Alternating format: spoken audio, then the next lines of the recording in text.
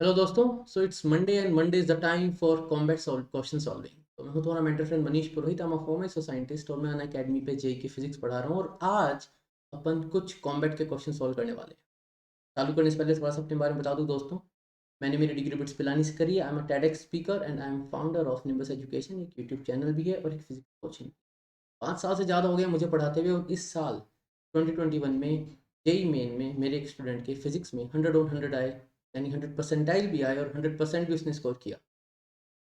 When I was part of ISRO, then I was part of many missions जैसे Mangalyaan, GSAT, INSAT, IRNSS, IRS। ये कुछ mission है जिसमें मैं काफ़ी बड़ा एक्सपीरियंस लेके आया हूँ, वहाँ से उनका एक हिस्सा बन के आया हूँ। अगर मैं बात करूँ कि मैंने क्या क्या पढ़ा हुआ है, तो मैंने मेरी बीटेक ट्रिपली से करी है, मैंने मेरी एमएससी फिजिक्स से करी है और मैंने एमए इंग्लिश किया। और आज अपन कॉम्बैट के क्वेश्चन सोल्व कर रहे हैं दोस्तों। कॉम्बैट के जो क्वेश्चंस हैं तो ये हर संडे 11 बजे होता है। ये जो एग्ज़ाम है स्कॉलरशिप टेस्ट है। अगर अभी तक नहीं दिया है तो plan it for the next Sunday, क्योंकि ये बहुत अच्छा बहुत बढ़िया अपॉर्चुनिटी है स्कॉलरशिप जीतने की। साथ ही स्कॉलरशिप जीत के अन अकेडमी पे अपने फ्यूचर को बनाने की, अपने जेई के अपने नीट के सपने को पूरा करने की। हाल फिलहाल में मैं जेई सेक्शन से बोल रहा हूँ। अगर देखें तो कुछ जो क्वेश्चंस आज मैं लाया हूँ अपन सोल्व करेंगे और देखेंगे क्या है इनके पीछे का कॉन्सेप्ट। तो जब मैं बात करता हूँ, तो क्वेश्चन भी सामने अपने को दिख रहा है। ये कह रहा है कि ये कार है जो कि डिस्टेंस ट्रेवल कर रही है, अमाउंट इतना दिया हुआ है, टाइम इतना दिया हुआ है, यूनिफॉर्मली यानी देयर इज नो एक्सेलरेशन। तो वेलोसिटी क्या होगी कार की? तो भाई स्पीड का फॉर्मूला है, speed is distance upon. Okay, तो अगर मैं एरर एनालिसिस लगाता हूँ तो I will write delta S by S is equal to delta D by D plus delta T by T. अब यहाँ पे मुझे एरर भी निकालना है। अब ये एब्सोल्यूट एरर की टर्म्स में अगर मैं ऑप्शंस देखूँ तो they all are in the terms of absolute error. ठीक है, लेकिन मैं यहाँ देखूँ तो जो मेन टर्म है वो भी सबकी सेम नहीं है। इसका मतलब ये है कि अगर मैं मेन टर्म सही निकालूँ तो हो सकता है कि मेरा आंसर मैच कर जाए। देख लेते हैं, पुट द वैल्यूज। तो डिस्टेंस इज 122 12.2 अपॉन 2.4, पॉइंट्स हटाएं तो हो जाता है 122 अपॉन 24। और थोड़ा सा करेंगे इसको सही तो हो जाएगा 61/12। और इसको अगर अपन करेंगे तो 61 से करेंगे तो 12 5 जा 60 होता है, पॉइंट लगेगा, जीरो लगाएंगे तो 8 करेंगे 96। तो आगे कुछ और नंबर और आएगा, बट इतने अगर देख लें तो I think we are very very close to the answer. क्यों? क्योंकि इसको राउंड ऑफ अगर मैं करूँगा तो हो जाएगा 5.1 and I can C in options out out out and answer.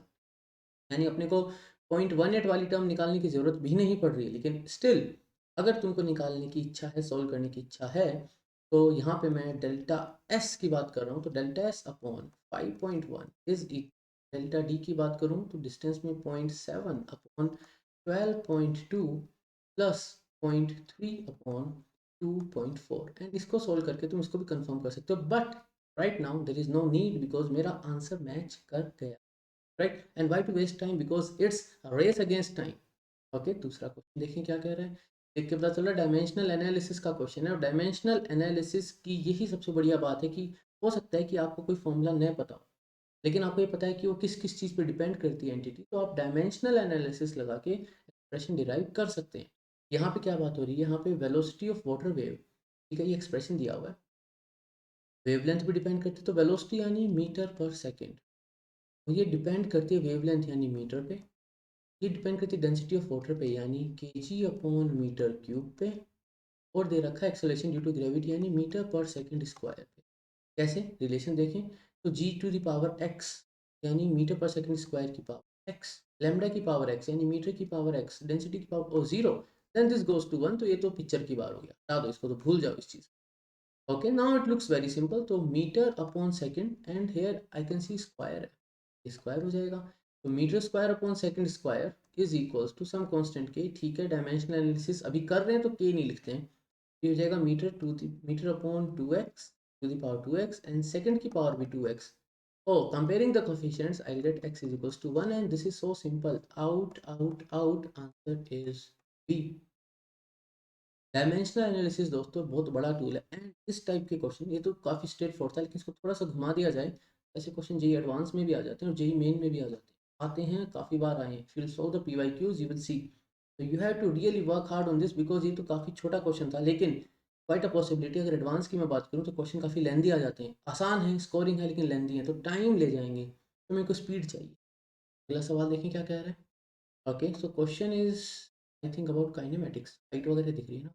A ball is drop from height h from the surface of a well. Okay, तो भाई ये मेरे पास एक कुआं है, कुएं की डेप्थ है छोटा h, और बॉल फेंकी है इसके ऊपर कैपिटल H से, ठीक है। Speed of the sound constant है c। Okay, time after which I hear the splash, यानी बॉल जाएगी नीचे जाके यहाँ पे टकराएगी, जब ये टकराएगी तो यहाँ से साउंड वेव आएगी। अगर मुझे ये टाइम निकालना है तो पहले जाने का टाइम निकालूंगा, कितना डिस्टेंस ट्रैवल करूंगा, h plus h distance travel होगा, राइट। टोटल हाइट डिस्टेंस इतना होगा। बॉल को मैंने ड्रॉप किया, जब ड्रॉप करते हैं तो इनिशियल वेलोसिटी जीरो, तो यहाँ पे सिर्फ बचेगा हाफ जी टी स्क्वायर। कौन सा formula, s is equal to U T plus G T square, और u मेरे को जीरो दिया हुआ है क्योंकि I have drop the ball. g negative होगा, s भी नेगेटिव होगा, अगर मैं वेक्टर की बात करूँ तो दोनों एक दूसरे का ध्यान रख लेंगे। तो time to reach the bottom of the well will be 2h plus h on जी।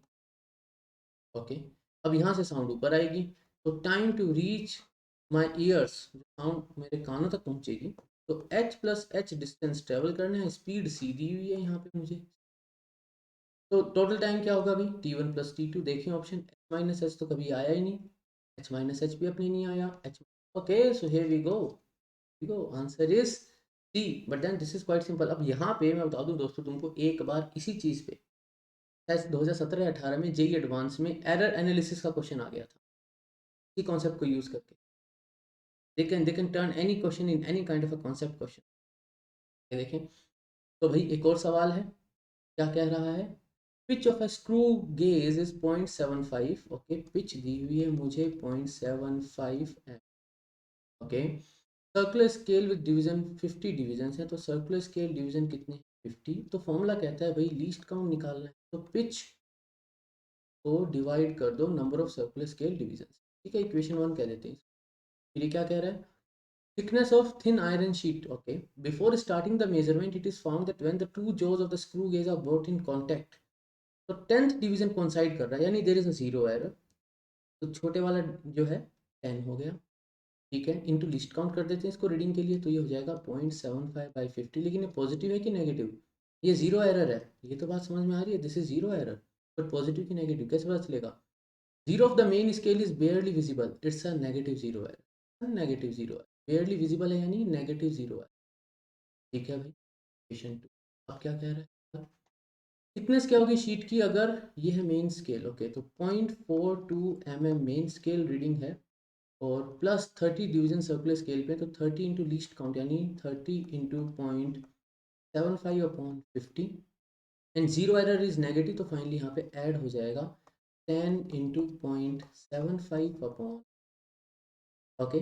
तो देखो यहाँ पे ये तो सब अगर अपन हटा दें, मेरे को दिख रहा है 3 + 1 4, यहाँ 5 है, तो उसको मैं ऐसे लिख सकता हूँ 0.42 प्लस 4 आ जाएगा, 3 + 1 4, 4 इंटू 0.75 करेंगे अपन, तो ये हो जाएगा 3, ये 3/5 हो जाएगा, 3/5 को करेंगे तो 0.6 हो जाएगा, यानी ये वैल्यू मेरे पास आ रही है 0.42 plus 0.6, so this will be equal to 60, तो this will be equal to 1.02 mm, तो this will be the reading. अब यहाँ पे देखो, जो सबसे इंपॉर्टेंट बात है, जो जीरो एरर है वो नेगेटिव है, इसका मतलब ये है कि जब मैं स्क्रू गेज में कुछ भी नहीं रख रहा तो जीरो से जीरो अलाइन नहीं हो रहा है, लेकिन मेरा स्क्रू गेज है उसका जो स्केल है वो आगे निकल गया, तो जब मैं कोई भी चीज़ रखूंगा तो जब वो रीडिंग लेगा तो वो इतनी रीडिंग कम लेगा, यानी मुझे जो फाइनल रीडिंग है उसमें इसको ऐड करना पड़ेगा। तो मैंने क्या बोला, नेगेटिव जीरो एरर का भी नेगेटिव ले लिया, तो वो यहाँ पे ऐड हो गया, तो ये जो है ये है एक्चुअल रीडिंग। अगर जीरो एरर नहीं होता मेरे स्क्रू गेज में तो this would have been the answer, लेकिन since there is a zero error that two negative, तो मैंने ये ऐड कर दिया। अगर जीरो एरर पॉजिटिव होता तो इसको मेरे को माइनस करना पड़ता। ये है एक्चुअल रीडिंग जो मेरे इंस्ट्रूमेंट ने ली है, लेकिन उसमें एरर है, अगर एरर नहीं होता तो ये होता मेरा आंसर, लेकिन उसमें एरर है, सिंस उसमें एरर है इसलिए मेरे को एरर को एडजस्ट करना पड़ेगा। नेगेटिव जीरो एरर का मतलब ये है कि जो एक्चुअल रीडिंग है मैं उससे कम रीडिंग रीड करने वाला हूँ, तो एरर को मुझे ऐड करना पड़ेगा। अगर पॉजिटिव जीरो एरर है यानी मैं जो वैल्यू है उससे ज़्यादा रीड करने वाला हूँ, तो मुझे एरर टर्म को माइनस करना पड़ता है। तो these were the few concepts दोस्तों, आज अपन ने कॉम्बैट के कुछ क्वेश्चन सॉल्व करें। आई होप समझ में आया होगा कि कॉन्सेप्ट कैसे लगाया जाता है, किस तरीके से क्वेश्चन सॉल्व करे जाते हैं। कभी कभी हो सकता है you don't have to solve the complete question और तुम्हारा आंसर आ जाए ऑप्शंस को चेक करो तो, and that is a good approach because it is the race against time. तो दोस्तों, लिमिटलेस में अब ऐसे ही वीडियोस आते रहेंगे, कॉम्बैट के क्वेश्चन सॉल्व करते रहेंगे तुम्हारे साथ, हम एजुकेशनर्स मिलके, तुम्हारे मेंटर फ्रेंड्स मिलके, जिससे कि तुम्हारा कॉन्फिडेंस बने और तुम सीखो कि किस तरीके से जो रियल टाइम एग्जाम के क्वेश्चन होते हैं उनको सॉल्व करा जाता है। तो दोस्तों, मिलेंगे अगले वीडियो में, तब तक के लिए जय हिंद।